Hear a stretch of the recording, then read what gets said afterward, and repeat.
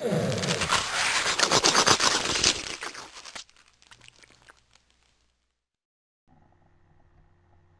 we're going to be talking about gaming bugbears, and these are things that are generally annoying or that ruin the immersion of your game, ranging from the mildly annoying to the really annoying things that make you just want to go Lou-Ferringo on those aspects of the game and just turn green and smash them into the ground. And today we're talking about slavish adherence to the rules. Now, rules are necessary in any RPG because they provide consistency in a game.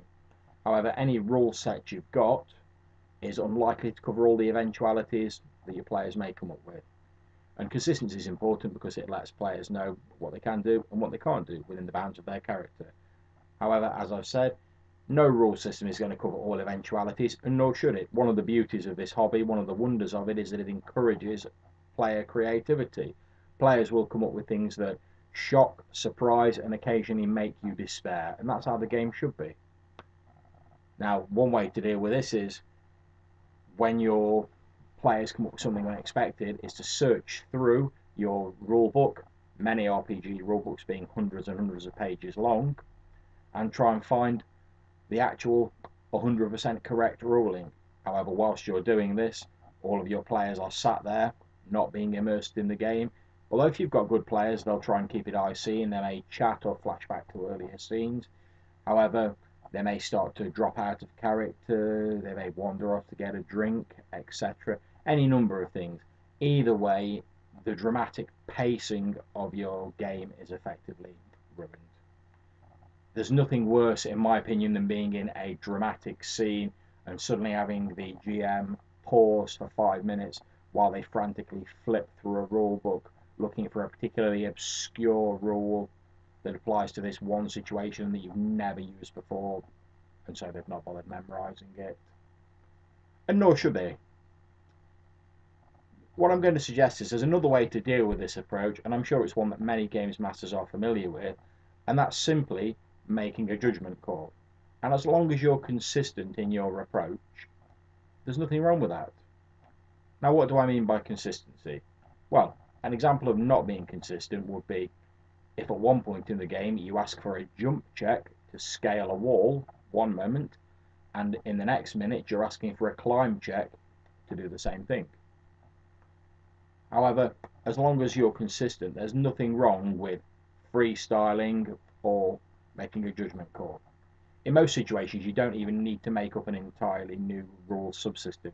There's already rule systems within your chosen game that you can adapt to it, which will seem logical and have the ring of truth about it to your players.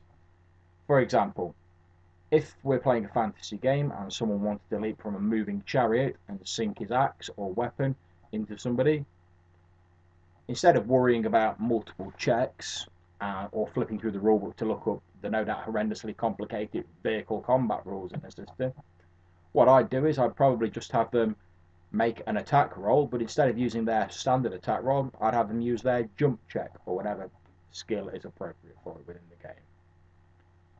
Now, skill systems are a great one for this.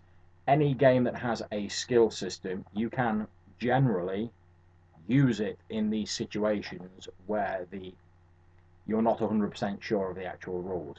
You pick an applicable skill, get the player character to roll it. If they succeed, whatever they're trying to do has succeeded. If they fail, it hasn't. The main point of this is that you keep the game flowing and minimize the amount of flipping through rule books you do. And as long as you're consistent with this, most players will be generally happy with it. They won't see behind the screens, as it were, and realize that you're making things up, especially if you use an established rule system. They'll simply accept it and move on. The game will keep flowing and the drama will continue.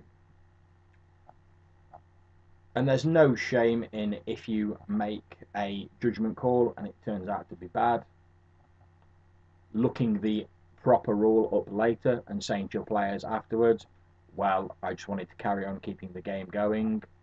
In future, we'll be doing this. Most players will be quite understanding of that, and they'll be glad that their game wasn't put on pause whilst you were looking at the rules. So there are my thoughts on slavish adherence to the rules and freestyling to keep a game flowing.